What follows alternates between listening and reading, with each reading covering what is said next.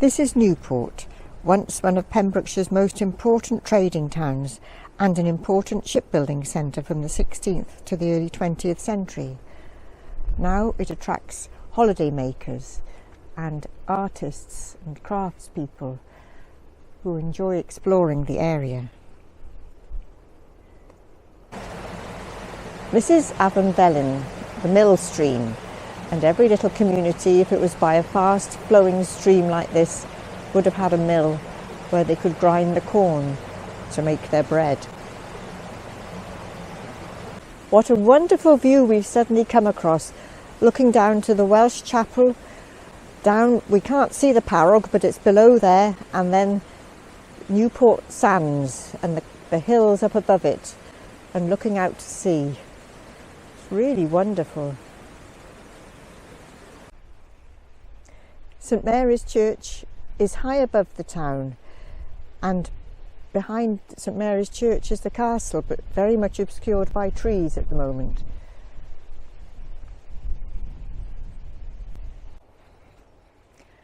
And looking up from the churchyard, we can see Carn Ingli, which very much dominates the town.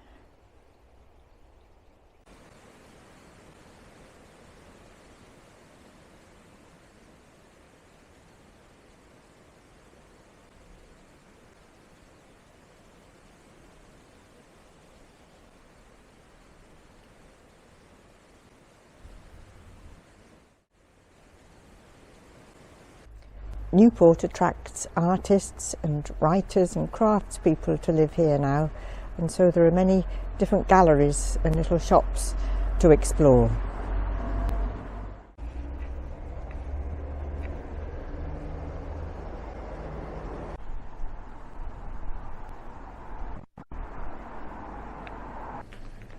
It's a blustery morning and I'm standing in the Parog in a sheltered spot from the wind, listening to the sea lapping against the wall because the tide is way up here now.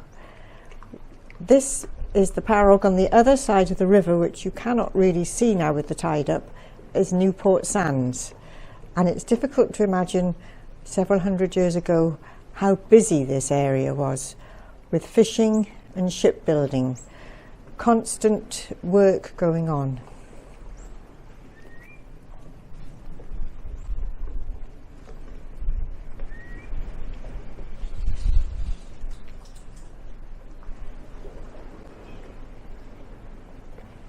Only one of the old warehouses that once lined the Parog still exists as the local boat club.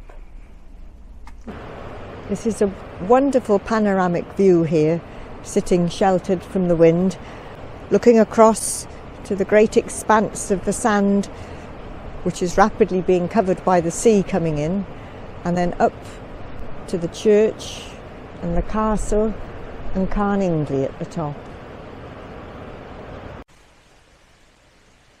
It's a beautiful autumn morning, a lovely freshness in the air, and we've walked up from Newport, up past the church, up a steep little road with the stream by the side of it, on our way to Carn Ingli. We're coming up through the common land now, up and up towards Carn Ingli, still with the sound of running water, but we can't see it. And looking down, we know Newport is there, but we can't see it at all. Now we're a bit higher up, we've got a lovely view down towards Newport. We can see the top of the church tower, and the tide is going out really visibly now, and the sea is so calm today.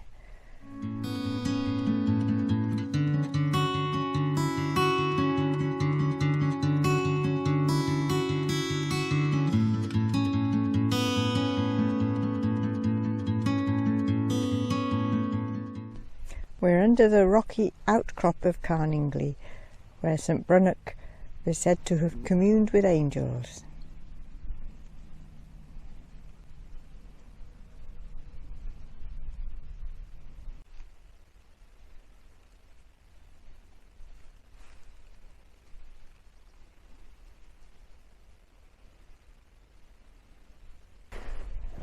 We're looking across to Dinas Island, which is getting clearer all the time, and looking down to Newport we can see even more of that as well.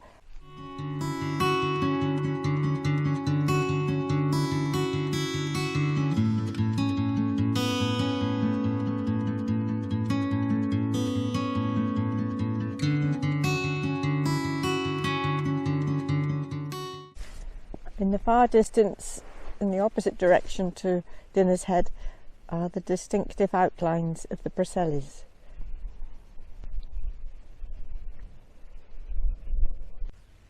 We're eating our lunch under the shadow of Carn Ingli.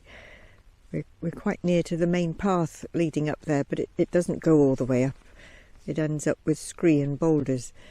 It doesn't take much to lose the path either, which we have been doing.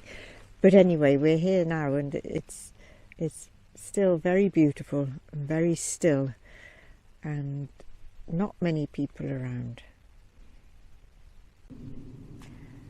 We've come as far as we can under Carn Ingli, because it gets very rocky and treacherous underfoot. But we're very happy to have got as far as this, and looking up to the summit.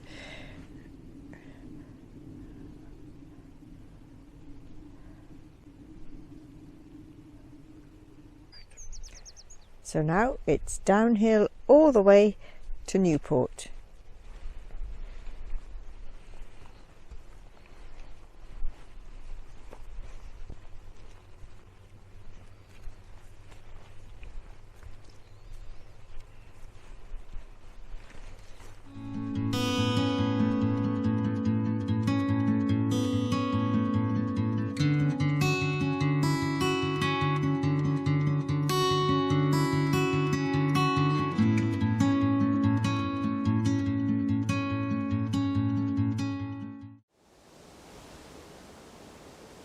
We are on Carn Ingli Common, and this high-standing stone is known as Beth Morris, or Morris's grave, and it is thought to date from between 2000 and 1500 BC, possibly as a marker for the ancient pathways which went across to the Preseli Hills. But who Morris was remains open to debate. He may have been a young man from Newport by the name of Morris, who fought to the death for the hand of a fair maiden from Pontvine. The young maiden's father did not approve of the match, because Morris he considered to be beneath his daughter's status, so he arranged for her to marry somebody else. But she didn't want to do what her father said, and eventually the young people decided to sort things out for themselves, which led to a deadly duel between the two suitors.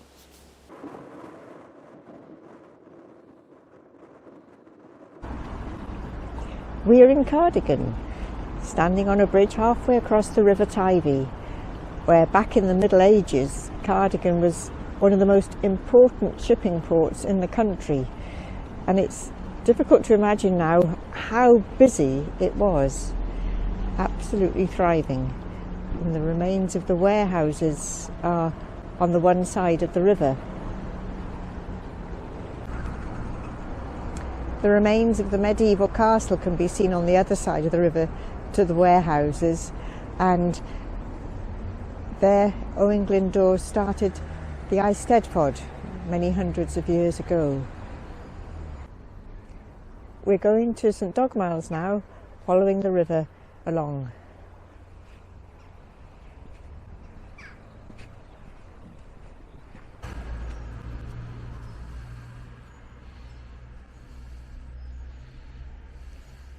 We are now standing amongst the ruins of St Dogmaels Abbey, which was founded in 1120 by the Normans with an order of Tyrion, a French order, which is quite unusual. And very impressive the ruins are too, as we look across to the remains of the church and all the monastic buildings, which were here until the Reformation. This is the presbytery. It's raised higher than the main body of the church, for it's where the high altar stood and was the focal point of religious observance. And beneath the presbytery was a crypt, which was possibly used as a repository for the relics of St Dogmael. This is the north transept, where in an abbey it would contain chapels where the monks could pray and celebrate Mass privately. This northern transept was entirely rebuilt around 1500.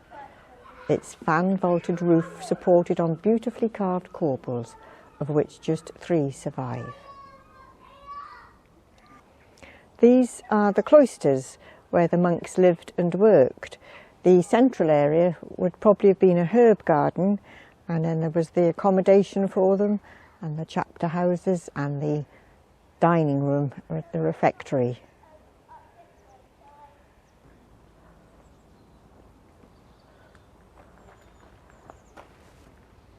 The monks chose well with their setting for St Dogmaels, because it is in such a fertile area and sheltered and secluded.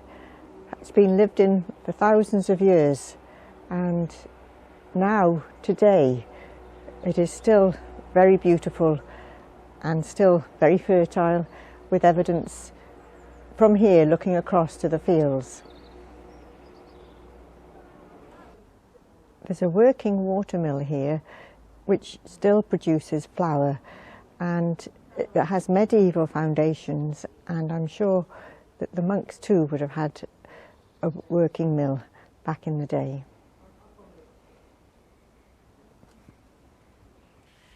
This is the blessing stone where the abbot used to bless the river, and where today the fishing boats are blessed. And this great stone is thought to be the capstone of a dolmen. This is the net pool where the fishermen mended and dried their nets, and today local fishermen still catch salmon, suin, crab, lobster and prawn. We're looking back towards Cardigan.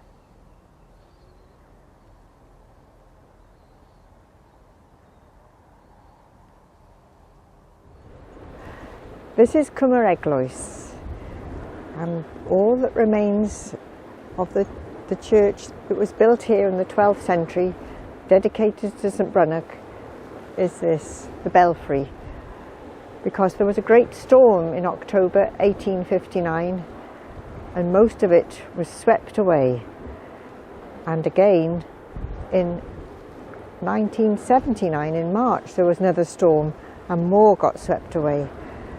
But it's been restored, and so it's in this very evocative place with the tide right up today, coming over the walls nearly.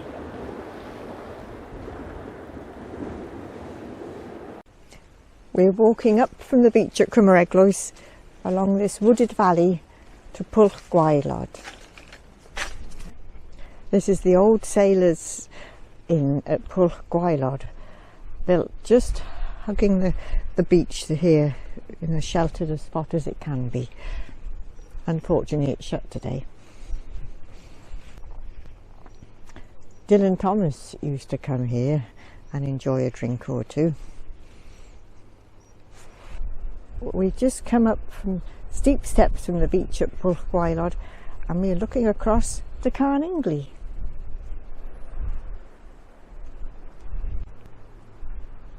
In the distance we can see Fishguard.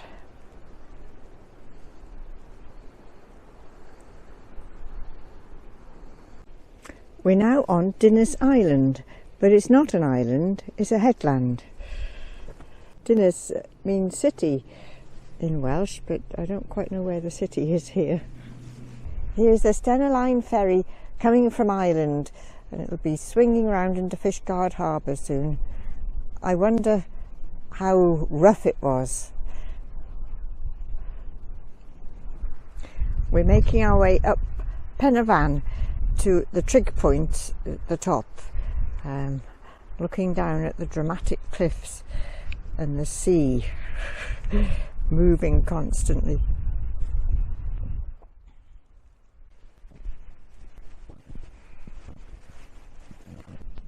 The Stena ferry is now docked in Fishguard Harbour.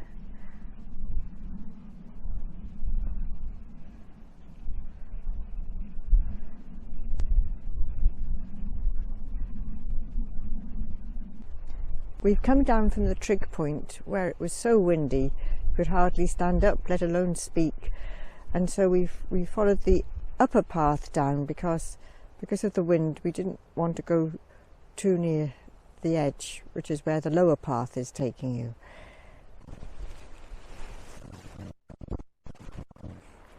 So the lower path, is somehow under all this bracken and things. And I've just seen a couple of people walking up from there, and all I know is I wouldn't want to be down there.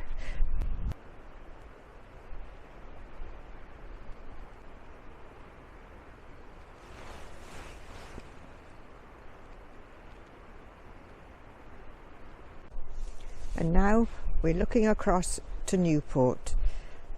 We can see Carn Ingli, and we follow the line down amongst the trees, and the town is sort of blending into it before it comes down onto the beach. We're coming to the end of our walk now to Cwm-yr-Eglwys, out of the wind, all very peaceful.